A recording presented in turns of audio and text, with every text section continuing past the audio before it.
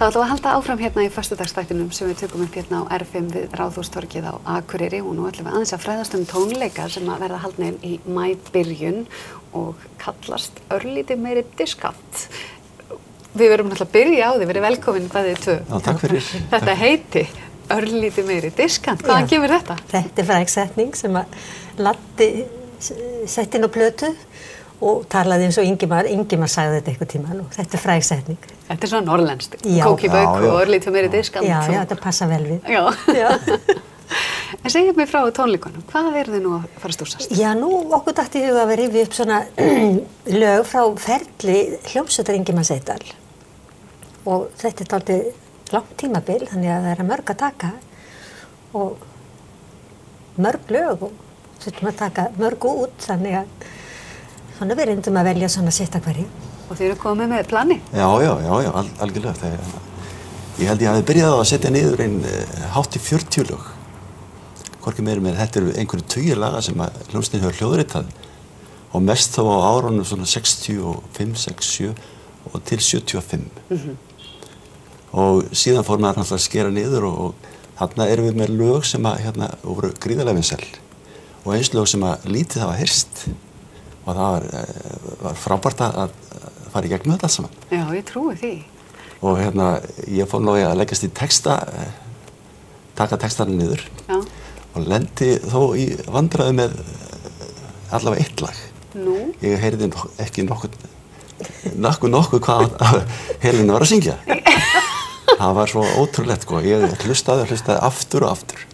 Svo ég fór nú til Helenu og spurði hana hvort hún geti hlustað á þetta og þannig að textið væri nú réttur. Og hún hlustaði á þetta og segir svo, Billi, veistu það, ég hef ekki hugmynd hvað ég er að segja. Og þá var hún góður á dýr og hvað gerir þú Helena þá? Ég bara fór í tölvuna og sendi höfundilagsins, textans, Þorsteins Eggertsson. Ég sendi honum bara tölvupóst. Og bara eins og skot, eða hvort ég hringdi í hann fyrst. Hann kannaði þetta eins og skot. Sendi mig bara textan bara strax í tölvupósti.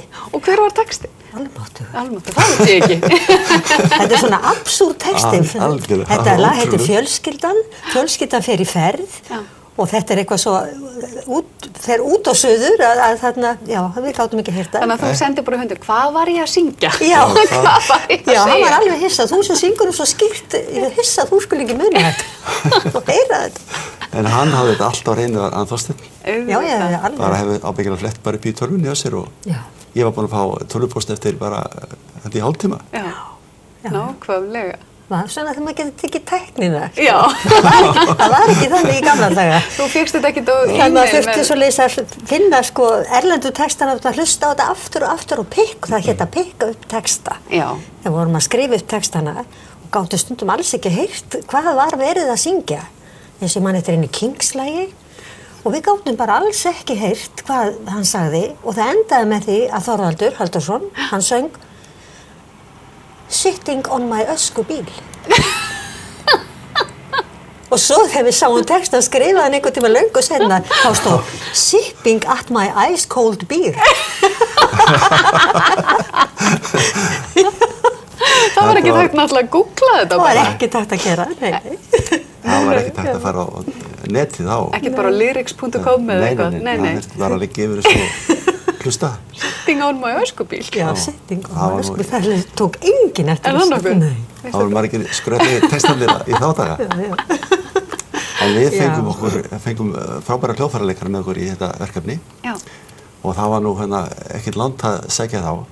Ég leit nú bara í kringum mig í tónrektinni. Já, sem er tónlistarskóli hérna á Akureyri. Og sá náttúrulega Magna og Háskilsson. Já. Og Valgarð Óla, trommuleikara. Já. Og Ármar Einarsson, fjöllistamann. Já, og dansara. Og Valmar Veljóts. Já, fjöllistamann líka. Já, fjöllistamann líka. Já. Og þá var henni búin að fá hreinsveitina alveg inn. Já. En það vantaði bara bassaleikaran. Og hann náttúrulega sóttu til Reykjavíkur núna. En hann er gamall Bravo-bítill og var í hljómsveit Ingimars 1975 var ekki hérna. Já, ég held það. Og er með á síðustu plötu sem hljómsveitin hljóðritaði. Og hver er það nú? Sævar Benediktsson. Já. Og hann var aldils til í þetta. Og þú hefur alveg verið klár í slaginn? Já, alltaf til í slag. Jú, ótrúlegt. Hvað ertu nú búin að vera að syngja lengi? Ég þori alltaf að segja þér. Nei. En ég var náttúrulega mjög ung þegar ég byrjaði. Já. Ég get alveg sagt 60 ár. 60 ár. Já. Hvað hefur breyst frá því að til dæmis að þú tekur bara síðasta skipti sem þú varst að syngja núna og svo fyrsta? Þetta er mikil breyting. Sérstaklega svona klæðnaði fólks og þetta var allt eitthvað það var svo fínt að fara út á ball í gamla daga. Fólk klæddi sig upp og hljómsveitirnar voru allar í flottu svona dressi, allir einsklæddir og söngkonan í svona fínu síðudressi og svona.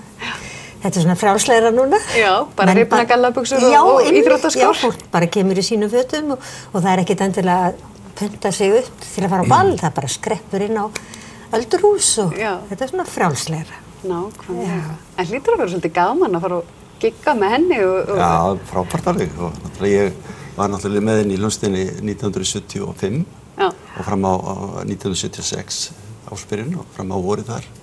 Frábært að vera með þeim. Og það er nú ekki nema 40 ár síðan það var. Eitthvað svo fyrst. En við ætlum að hoppa hérna rúm 50 ár aftur í tíman og fara í svona smá ferðalag. En ég gleymi náttúrulega einn af aðalstjörnunni okkar.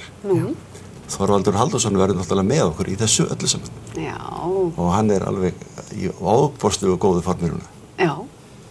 Mér finnst þetta alveg frábært. Ég veit alltaf í kringum þig og ykkur, þá er alltaf svo mikil svona gleði og vellíðan. Þar svo ég heyri það nú ennþá að fólk. Já. Það er bara að hafa gaman að þessu. Sko, okkur finnst þetta alltaf mjög skemmtilegt og það er náttúrulega bara galdurinn vegna þess að ef okkur finnst þetta gaman, þá smitast það út í salin. Já. Þetta hefur ótrúlega mikið að segja. Þú getur ekki staðið kannski með gítar og hort ofan í einhverja hljóma allt kvöldið. Það er ekkert skemmtilegt fyrir fólk að horfa á það.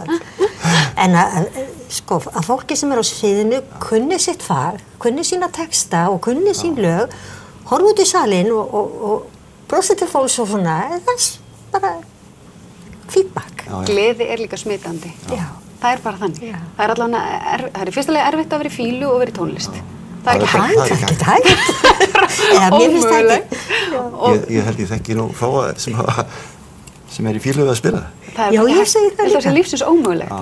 Við skulum öll prófa að næstur erum í fílu að prófa að syngja eitt lag og gá hvort það takist. Eða hvort við bara rekum hann áburt. Já. En er svona miðasala, er hún? Já, miðasalinn er hafinn og það er þetta að fá miða hérna í pennanum, Eimsson, og svo er bara á miði.is og það er bara í fullum gangi.